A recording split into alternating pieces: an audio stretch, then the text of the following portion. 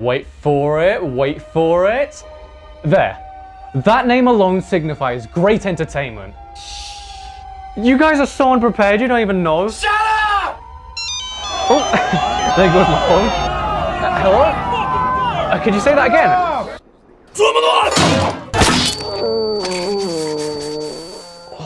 They don't even know what they get themselves into. Jerry Bruckheimer, one of the most influential producers of modern cinema, quoted by Variety as consistently edgy, high-octane visual dynamic, and equally distinctive storytelling, driven by the triumphalism so popular with Madison Avenue. Or in my words, fun for all the family, even if it's rated R. But let's start from humble beginnings. Jerry actually started in advertising.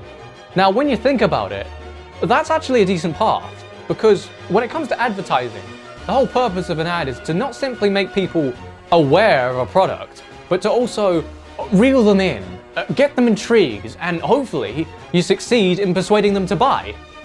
So let's take a look at a Pepsi commercial he was apparently involved in. Rope swinging, but not just any rope swing. It's definitely stunt driven.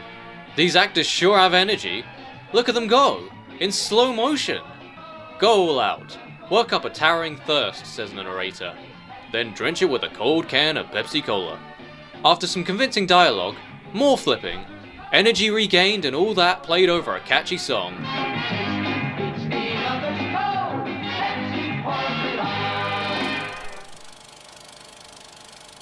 Interesting, right? I think that time in advertising gave Jerry that mindset of knowing what the audience wants and giving it to them. And the film industry offers some big bucks, so you need to quench the needs of a massive audience. In fact, you can even hear that kind of advertising language in just the way he speaks.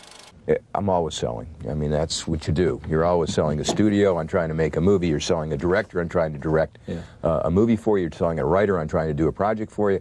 And you're selling actors to do your movies. Okay, those three I understand. I think about the audience, how to get people in the seats, which is what I like to do. What gets me to the theater?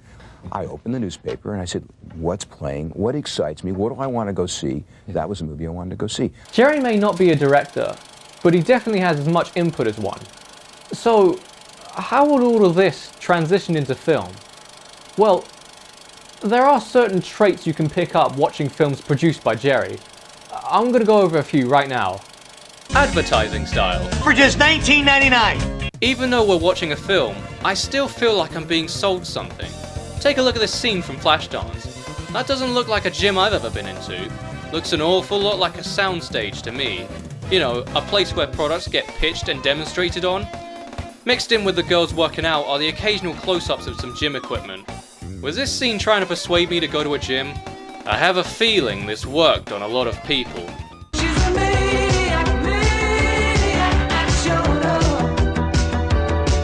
Take Kangaroo Jack as well. Charlie and Lewis just driving in the outback, but it's all cut together with shots of wildlife. Why? It could have easily been a couple of boring shots of them driving, but no. This film is selling the scene. Australia has plenty of unique animals, and outback safaris exist. Does this not persuade you to book a flight there to see the wildlife?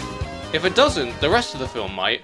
Eye candy. I take you to the candy shop. Something very visually appealing to the audience. Let's start with people. Get those muscular bodies out in the sun.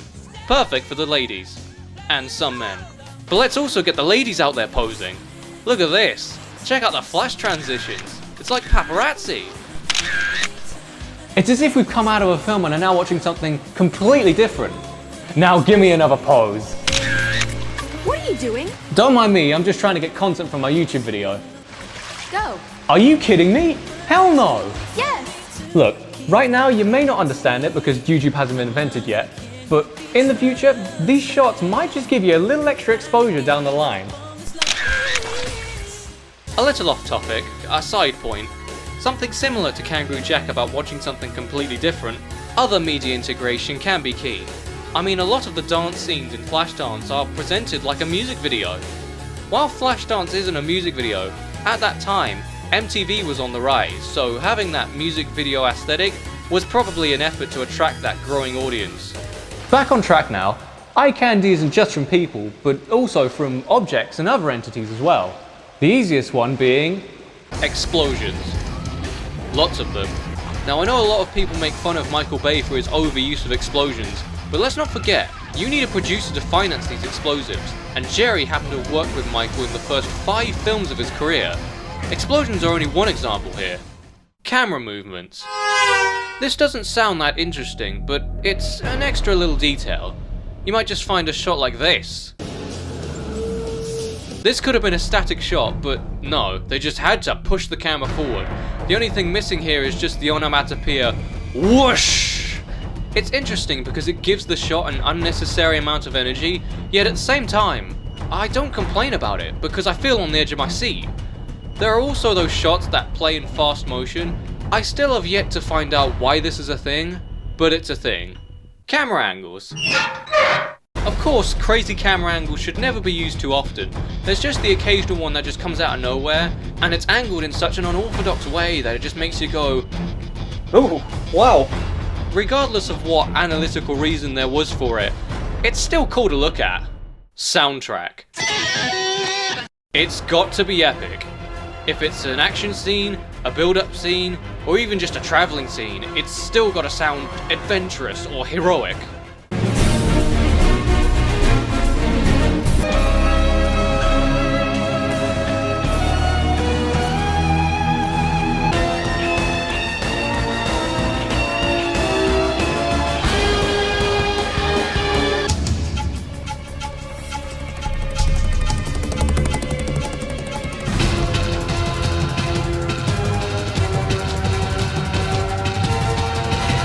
I know people like to play music when they have a morning jog or a session at the gym, but put on a playlist of soundtracks from Jerry Bruckheimer films, and you'll feel like not only a winner, but a full-blown action hero. If there's any licensed songs included, they have to be songs that are right at the heart of pop culture, or at least was once popular. Now I know I've been talking about Jerry as a film producer, but he also produces for TV as well. His most popular series being CSI. The intros to all the CSI shows are all popular songs made by The Who, and they're an iconic rock band.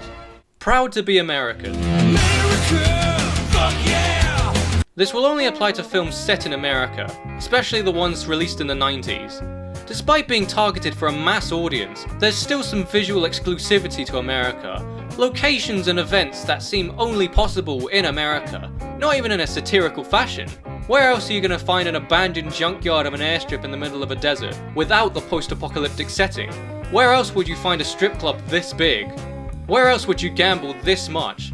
And who is the biggest audience to even care about NASCAR? America! But the biggest offender is Armageddon, no doubt about it. Of course, only Americans can save the world from destruction. Yes, there's one Russian, but certainly by 1998, there must have been more superpowers with a space program than just the US and Russia. Don't get me wrong, I'm not that type of guy that preaches for more diversity in film, but couldn't more countries help out here?